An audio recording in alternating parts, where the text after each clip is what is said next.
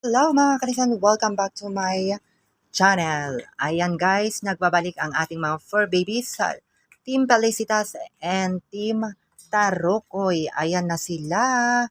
Lalong-lalo na yung ating Team Tarokoy. Tuwang-tuwa na yung Tarokoy natin na isa. Oh, ayan, nilagyan ko na ng buhangin yung kanyang cat litter box na binigay ng ating supporters. Ayan, kumakain na po sila.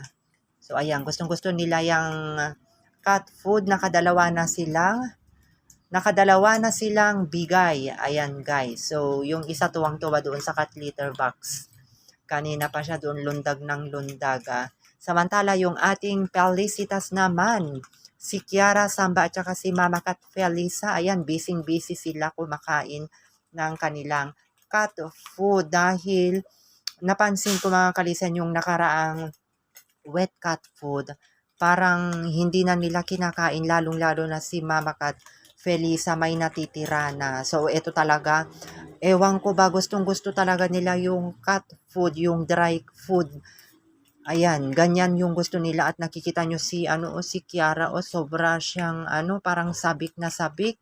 Ayan, maraming salamat po kung sino man yung nagpadala sa cat food ng ating Pelicitas kahapon. Ayan, maraming salamat.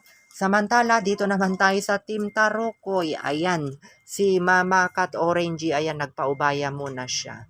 So, gustong-gusto din nila kumain ng cat food ng ating mga four babies na Tarokoy. Ayan, yung kanilang update, yung bago nilang cat litter box. Ayan, maraming salamat po sa nagpadala sa amin.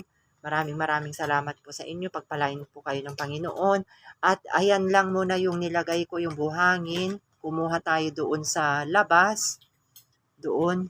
May buhangin kasi doon. Doon muna ako kumuha. Total hindi pa naman umulan. Nagmamadali akong kumuha.